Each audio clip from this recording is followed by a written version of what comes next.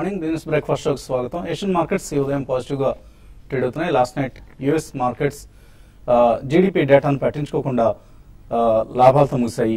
So ఇదే cues ఆధారంగా Asian మార్కెట్స్లో ఈ ఉదయం ప్రాఫిట్స్తో కూడిన ట్రేడింగ్ సెషన్స్ కనిపిస్తున్నాయి. అయితే ఎస్జిఎక్స్ నిఫ్టీ మాత్రం 6 పాయింట్ల నష్టంతో ప్రస్తుతం ఫ్లాట్గా ఉంది. 7577 దగ్గర ఫ్లాట్గా ట్రేడ్ అవుతుంది. అయితే జూన్ సిరీస్ ఎక్స్పైరీ డే ఇవాళ చాలా వోల్టాలిటీ ఉండబోతోంది. అండ్ ఈ ఎక్స్పైరీ డే రోజు మోడీ ప్రభుత్వం తీసుకున్న నిర్ణయాల ప్రభావం ఉండబోతోంది వాటి ట్రేడింగ్ మీద. అలాగే ప్రస్తుతానికి గ్యాస్ ప్రైస్ ఈ సవరణలకు ప్రభుత్వం నో చెప్పింది. సెప్టెంబర్ వరకు అంటే 3 months పోస్ట్ పోన్ చేసింది.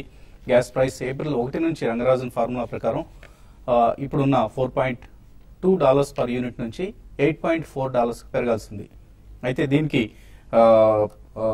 అటు యూపీఏ ప్రభుత్వం కూడా దీన్ని ఆల్మోస్ట్ ఏడాది పాటు సాగదీసింది. ఇప్పుడు తాజాగా ఎన్డీఏ ప్రభుత్వంలో కూడా గ్యాస్ ధరల పెంపు ఒక సాహసోపేతమైన నిర్ణయం కాబట్టి దీన్ని maybe next assembly elections Maharashtra తదితర రాష్ట్రాల్లో వస్తున్న అసెంబ్లీ ఎన్నికల ప్రభావం కావచ్చు. ఇది ఒక పొలిటికల్ డెసిషన్. ఇది ఇన్ఫాక్ట్ మోర్ దాన్ అన్ ఎకనామిక్ డెసిషన్, పొలిటికల్ డెసిషన్ అయిపోయింది. ఎందుకంటే గ్యాస్ ధరలు పెంచితే సామాన్యుల నుంచి ఓటర్స్ నుంచి నిరసన వస్తుంది అన్న భయంతో కావచ్చు బహుశా 3 months పోస్ట్ పోన్ చేశారు. సో ఈ నిర్ణయం ప్రభావం ఇవాళ ఆయిల్ అండ్ గ్యాస్ స్టాక్స్ మీద ఉండబోతుంది. రిలయన్స్ ఇండస్ట్రీస్ కావచ్చు, ఓఎన్జీసీ కావచ్చు, ఆయిల్ ఇండియా కావచ్చు, లేదా oil marketing companies like BPCL, HPCL లాంటి కంపెనీస్ మీద ఉండబోతుంది. ఎందుకంటే కిరోసిన్ గ్యాస్ ధరలు కూడా ఇప్పట్లో పెంచడం లేదు అంటూ ప్రభుత్వం తేల్చి చెప్పింది. సో ఈ నిర్ణయాల ప్రభావం అప్స్ట్రీమ్ కంపెనీస్ తో పాటు ఆయిల్ మార్కెటింగ్ కంపెనీస్ మీద కూడా ఉండబోతోంది. సబ్సిడీ భారం ప్రభుత్వానికి మాత్రం కొంత సబ్సిడీ భారం తగ్గుతుంది గ్యాస్ ధరలు పెంచడం వలన ఏర్పడబోయే సబ్సిడీ భారం. సో ఓవరాల్ గా ఎటువంటి ప్రభావాన్ని ఈ స్టాక్స్ మీద ఇవాళ ఉంటుంది అన్నది కాసేపు ఆగితే మనకు తెలుస్తుంది. అలాగే మరొక కీలకమైన నిర్ణయం ప్రభుత్వం తీసుకున్న నిర్ణయం ఎక్సైజ్ డ్యూటీస్, ఆటో కంపెనీస్ కి ఏవైతే ఎక్సైజ్ డ్యూటీ ఎగ్జామ్షన్స్ తగ్గింపు ఇచ్చారో గత మధ్యంతర బడ్జెట్ లో, దీన్ని డిసెంబర్ వరకు కూడా పొడిగించే నిర్ణయం తీసుకుంది. అంటే మరొక 6 నెలల పాటు ఎటువంటి ఎక్సైజ్ డ్యూటీ పెంపు ఉండబోదు అన్న హామీ లభించింది. జూన్ 30తో ఇన్ఫాక్ట్ ఈ ఎక్సైజ్ డ్యూటీ ఎగ్జామ్షన్ అనేది తగ్గింపు అనేది ఎండ్ కావాల్సింది. మరొక 6 నెలలు పోస్ట్ పోన్ అయింది. ఇది కూడా ఆటో కంపెనీస్ కు ఇది పాజిటివ్ డెసిషన్. అలాగే ఆటో కాంపోనెంట్స్ స్టాక్స్ కూడా.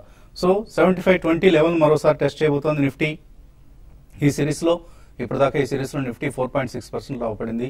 సో ఇక సిరీస్ ఎక్స్పైరీ ఏ లెవెల్ దగ్గర అవుతుంది, 7500 లేకపోతే 7620 అన్నది మనకు ప్రస్తుతానికి కొంచెం మనకు 3 o'clock వరకు ఈ వోలటైల్ ట్రేడింగ్ సెషన్ కొనసాగే అవకాశం కనిపిస్తుంది. And oil and gas stocks markets drag చేస్తే బ్యాంక్ స్టాక్స్ కానీ లేదా నిన్న పెరిగిన ఆటో స్టాక్స్ మరోసారి పెరిగి ఇండిసెస్ ను అలాగే మిడ్ క్యాప్ ఇండిసెస్ కావచ్చు, ఇతర సెన్సిటివ్ ఇండిసెస్ ను ఏమాత్రం సపోర్ట్ చేస్తాయనేది కూడా వాళ్ళు చూడాల్సింది. ఎందుకంటే ప్రతి డిక్లైన్ బయింగ్ ఉపయోగించుకుంటున్నారు బుల్ ఆపరేటర్స్. ఈసారి కూడా అలాగే జరిగే అవకాశం ఎక్కువ కనిపిస్తుంది. ఒక ప్రీ బడ్జెట్ ర్యాలీ కోసం మార్కెట్ సిద్ధమవుతున్న సమయంలో ఈ సమయంలో మనం పెద్ద డిక్లైన్స్ అయితే మనం ఎక్స్పెక్ట్ చేయకూడదు, అటువంటి పరిస్థితి కూడా లేదు. సో బ్లూ చిప్స్ నష్టపోతున్నప్పటికీ మిడ్ క్యాప్స్ అవుట్ పెర్ఫార్మ్ చేయడం పరిపాటిగా మారింది ప్రస్తుతం మార్కెట్ కండిషన్స్ లో. నిన్న కూడా ఇదే ధోరణి కొనసాగింది. ప్రధానంగా NBFC stocks, non banking finance stocks like Muthoot finance కావచ్చు, మణపురం కావచ్చు, ఇటువంటి స్టాక్స్ లో బయింగ్ చూసాం. అలాగే auto component stocks, JBM auto, ఇటువంటి స్టాక్స్ మనకి ఈ సంవత్సరం 7 ఏడాదిలో గమనిస్తే Motherson Sumi, Bharat forge, Ahmednagar forge or even Mahindra Ugine, ఇటువంటి జేబీఎం ఆటో మారుతికి కాంపోనెంట్స్ సరఫరా చేసే కంపెనీ ఇది. సో జేబీఎం ఆటో ఈ సంవత్సరంలో ఇప్పటికీ 160% పెరిగింది. సో ఇటువంటి స్టాక్స్ లో, ఇటువంటి ఎక్స్ట్రాడినరీ రిటర్న్స్ ఇస్తున్న స్టాక్స్ లో బయింగ్ నిన్న కూడా కొనసాగింది. ఎక్స్ట్రాడినరీ రిటర్న్స్ వస్తున్నాయి. అండ్ ఎక్సైజ్ డ్యూటీ కట్ వలన నిన్న TVS motors, Bajaj auto, Maruti లాంటి స్టాక్స్ లో బయింగ్ యాక్షన్ చూసాం. ఇవాళ స్టాక్స్ వాచ్ లిస్ట్ లో Ashok Leyland $7 billion, 7 billion rupees, 700 కోట్ల రూపాయలు క్యూఐపీ ఇష్యూ ద్వారా రైజ్ చేయడానికి సన్నద్ధమవుతుంది. అలాగే నిన్న కూడా మనం చూసాం రిలయన్స్ కమ్యూనికేషన్స్ 66,100 crores క్యూఐపీ ఇష్యూలో రైజ్ చేసింది. అలాగే టెలికాం కంపెనీస్ ఈ నేపథ్యంలో కొంత యాక్షన్ మనం కొనసాగే అవకాశాలు కనిపిస్తున్నాయి. It's a good move for Reliance communications. ఎందుకంటే డెట్ ని తగ్గించుకోగలుగుతుంది ఈ క్యూఐపీ ఇష్యూస్ ద్వారా వచ్చిన డబ్బును. అలాగే నెట్వర్క్ ఎక్స్పాన్షన్ కూడా దీన్ని వాడతారు. అలాగే రాబోయే స్పెక్ట్రమ్ ఆక్షన్ ఏదైతే వస్తుందో ఈ స్పెక్ట్రమ్ ఆక్షన్లో స్పెక్ట్రమ్ కొనుగోలు కూడా ఈ మొత్తాన్ని వెచ్చిస్తారు. కాబట్టి ఇదంతా ఆర్కామ్కి సంబంధించి కొంత medium to long term it's a positive development. ఇంకా మార్కెట్స్ పరిస్థితి గురించి మాట్లాడేందుకు మనతో ఎనలిస్ట్ సిద్ధంగా ఉన్నారు. సో ఎక్స్పైరీ డే ఇవాళ నేను కూడా ఎఫ్ఐఎస్ స్ట్రాంగ్ బయింగ్ చేయడం చూసాం.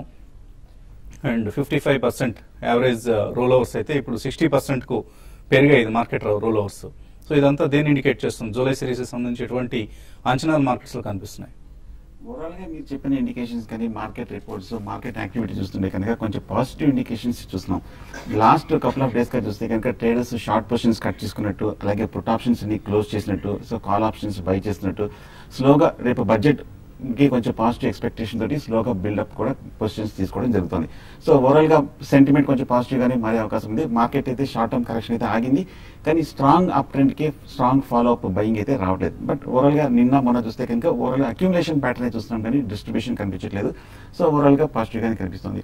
అలాగే టెక్నికల్ గా చూస్తే కనుక లాస్ట్ 2-3 డేస్ కరెక్ట్ గా 7600 దగ్గర ఒక మైనర్ టాప్ ఏర్పడింది. అక్కడ కొంచెం సెల్లింగ్ ప్రెషర్ వస్తుంది.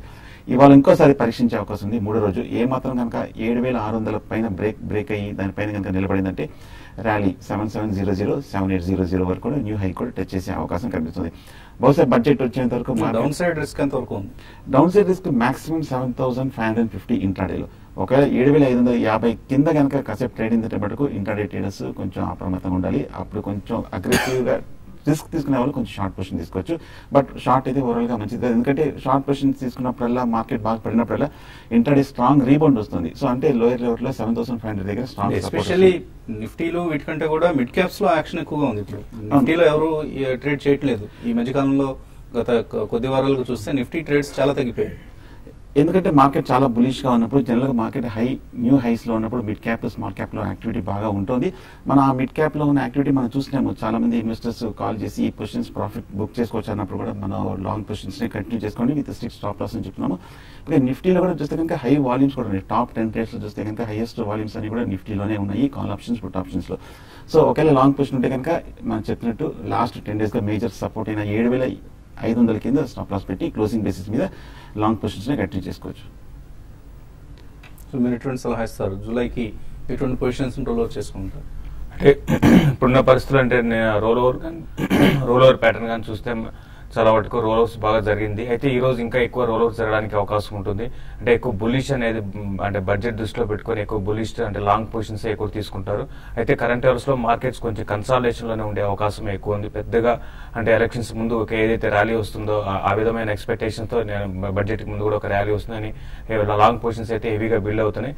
బట్ మార్కెట్ అయితే పెద్ద డౌన్ సైడ్ అయితే పెద్ద ఉండకపోవచ్చు. మనకి 7420, 7440 ఆ లెవెల్ చాలా స్ట్రాంగ్ సపోర్ట్ ఉంటుంది. At the same time resistance కూడా కరెంట్ లెవెల్స్ లో నిఫ్టీకి 7600 అండ్ 7620 దగ్గర రెసిస్టెన్స్ ఉంటుంది. అయితే ఇండివిజువల్ స్టాక్స్ మాత్రం కరెంట్ లెవెల్స్ నుంచి కొంత పెరగడానికి అవకాశం ఉంది.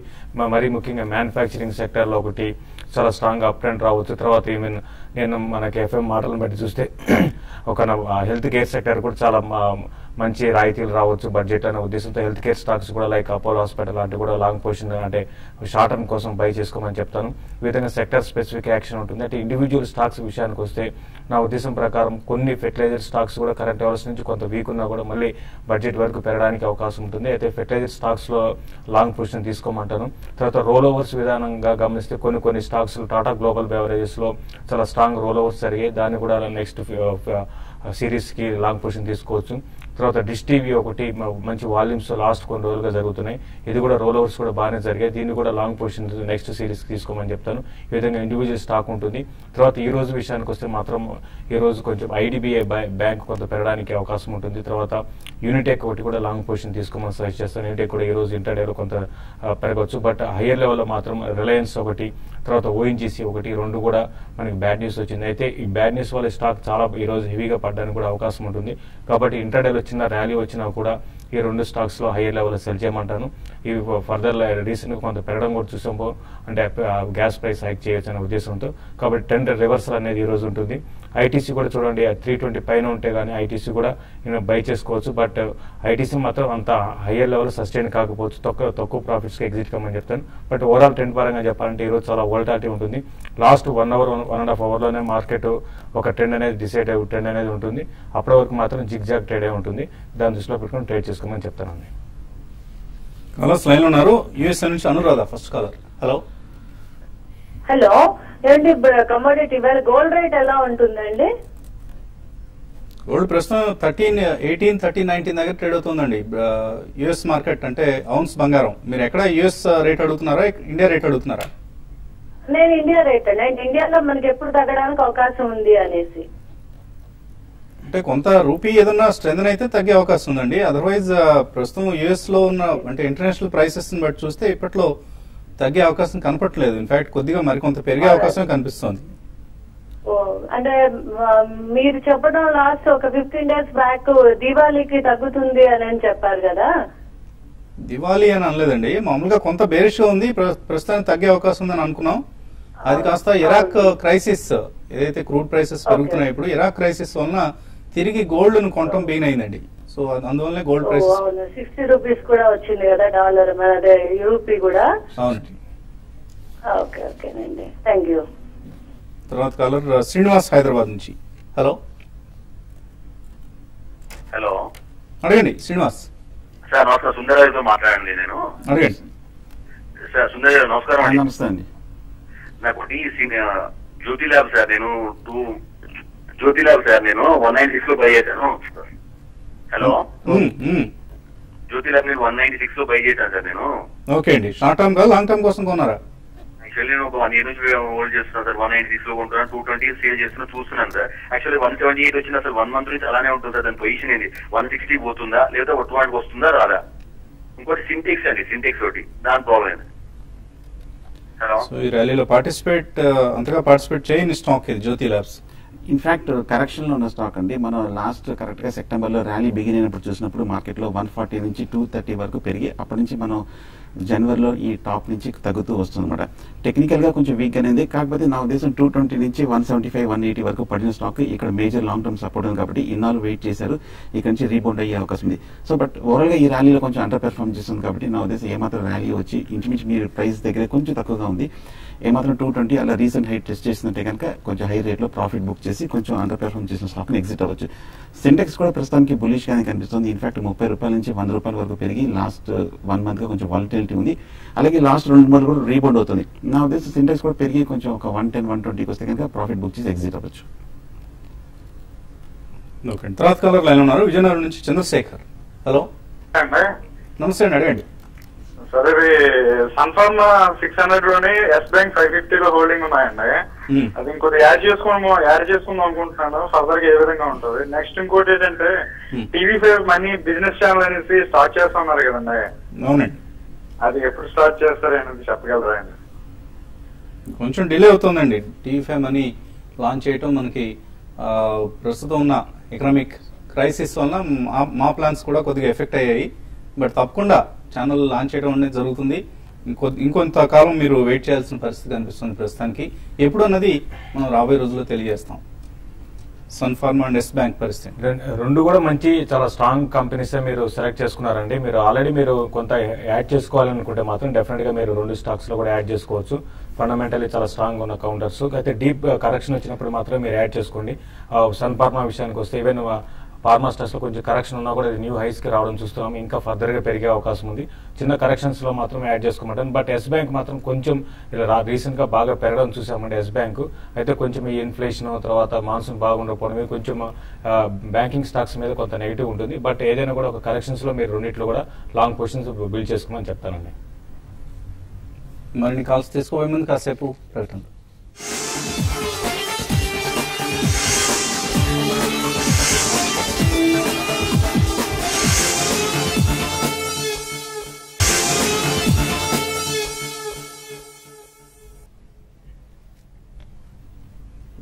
బిజినెస్ బ్రేక్ఫాస్ట్ షోకి తిరిగి స్వాగతం. సో కార్పొరేట్ యాక్షన్స్ విషయానికి వస్తే ఇవాళ నుంచి ఎక్స్ డివిడెండ్ అవుతున్నాయి. NIIT and NIT technologies. ఎన్ఐటిలో ₹60 డివిడెండ్ ఉంది. అలాగే ఎన్ఐటి టెక్నాలజీస్ లో ₹9 డివిడెండ్ ఉంది.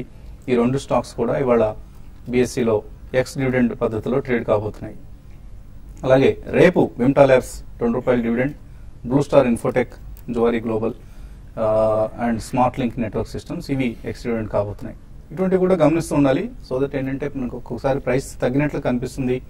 అది ఎక్స్ డివిడెండ్ కావటం వల్ల వచ్చిన సర్దుబాటుగా మనకు అర్థమవుతుంది. తర్వాత కాలర్ లైన్లో ఉన్నారు విశాఖపట్నం నుంచి మోహన్. హలో నమస్తే అండి, అడగండి. Gabriel India long term investment ఎట్లా ఉంటుందండి?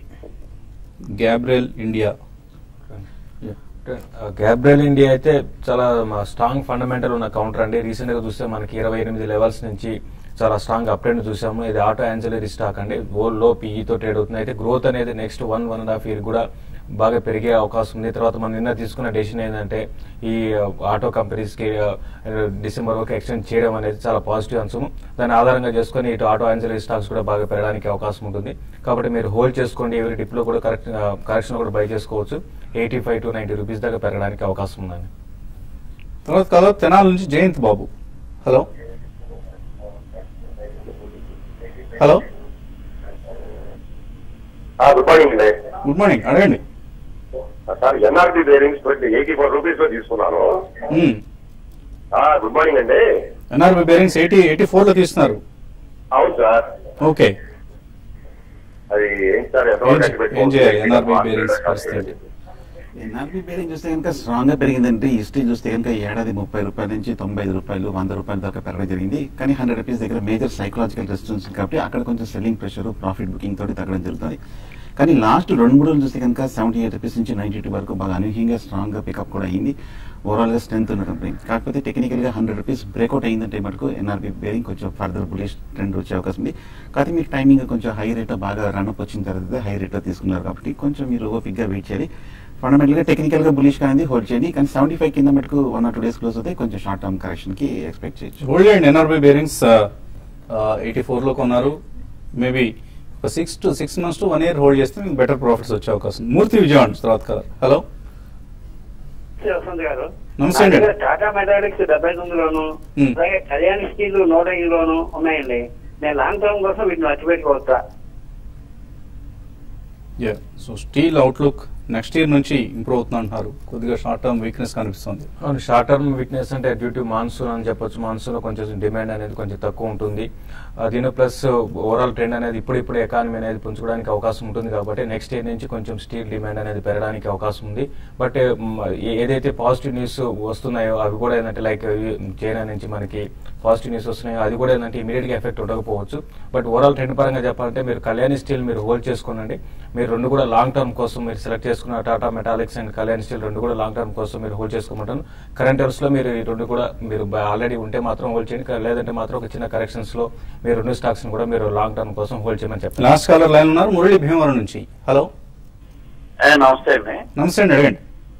Sir capital first geometric software నా దగ్గర ఉన్నాయి సార్. ఇవి ఇందులోనే ఉండమంటారా వేరే వెటికల్ షిఫ్ట్ అవ్వమంటారా? First capital and geometric. Geometric చూస్తే కనుక ఈ ర్యాలీలో 70 రూపాయల నుంచి 150-160 రూపాయల వరకు పెరగడం జరిగింది. ఆ తర్వాత కొంచెం ఐటీ స్టాక్స్ కరెక్షన్ తో పాటు జియోమెట్రిక్ కూడా 155 నుంచి 130 వరకు తగ్గడం జరిగింది. కొంచెం వీక్నెస్ చూస్తున్నాం. బట్ ఓవరాల్ గా ఆన్ ద హోల్ చూస్తే కనుక బాగా పెర్ఫార్మ్ చేసిన స్టాక్. నా ఉద్దేశం టెక్నికల్ గా పెద్ద ఏమి ఇమీడియట్ గా వీక్నెస్ ఏం కనిపించట్లేదు. హోల్డ్ చేయండి జియోమెట్రిక్ సాఫ్ట్వేర్. ఫస్ట్ క్యాపిటల్ పరిస్థితి ఫస్ట్ క్యాపిటల్ సారీ ట్రాక్ చేయట్లేదండి. ఓకే అండి, ఓపెన్ అయినట్లు లేదు గ్రాఫ్. రావు ప్రసాద్ రావు అడుగుతున్నారు. ఎంఎంటీసీ 53 రూపీస్ లో కొన్నారు. హోల్డ్ చేయొచ్చా? ఇక్కడ ప్రాఫిట్ బుక్ చేసుకోవచ్చా? ఎంఎంటీసీ అయితే మీరు హోల్డ్ చేసుకోమని చెప్తానండి. ఇంకొంచెం అప్ ట్రెండ్ అనేది కొనసాగే అవకాశం ఉంది. మీరు trailing stop loss around 88 and 84 దగ్గర పెట్టుకొని హోల్డ్ చేయమంటాము. 100 రూపీస్ ఈజీగా క్రాస్. పిఎస్యూ స్టాక్స్ లో ఉన్న ర్యాలీని ఎన్కాష్ చేసుకుంటున్న కంపెనీ ఇది. అదర్వైజ్ ఫండమెంటలీ అంత గొప్ప స్టాక్ ఏం కాదు. బట్ స్టిల్ హోల్డ్ చేయండి. పిఎస్యూ ర్యాలీ మరి కొంతకాలం కొనసాగే అవకాశం కనిపిస్తుంది. అలాగే సయ్యద్ ఇమ్రాన్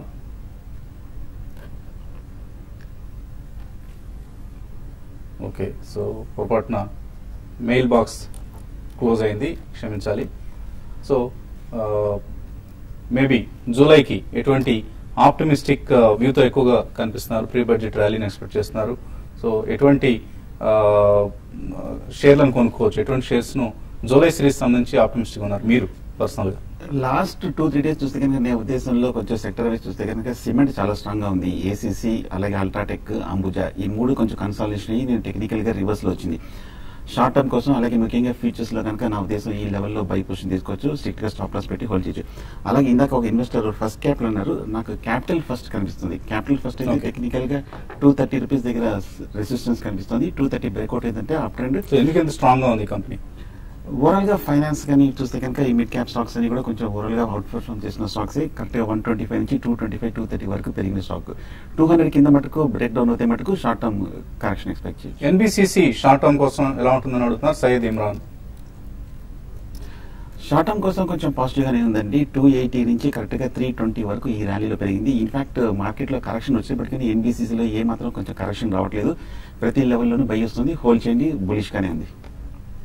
సో ఇది కూడా ఇన్ఫాక్ట్ నవరత్న స్టేటస్ కోసం ఎదురు చూస్తున్న కంపెనీ ఇది. ఎన్బిసిసి నవరత్న స్టేటస్ వస్తుందన్న వార్త ఉంది. So it's a good company, fundamentally strong company. Definite గా హోల్డ్ చేయండి. చాలా స్ట్రాంగ్ ఆర్డర్ బుక్ ఉన్న కంపెనీ కూడా ఎన్బిసిసి. సో హోల్డ్ చేయండి ప్రస్తుతానికి. Or if you want to buy, definite గా బై చేయండి short term, not with a short term outlook and medium to long term outlook. ఇది వాటి బిజినెస్ బ్రేక్ఫాస్ట్. మరి కొద్దిసేపట్లో 9 గంటల వార్తలు.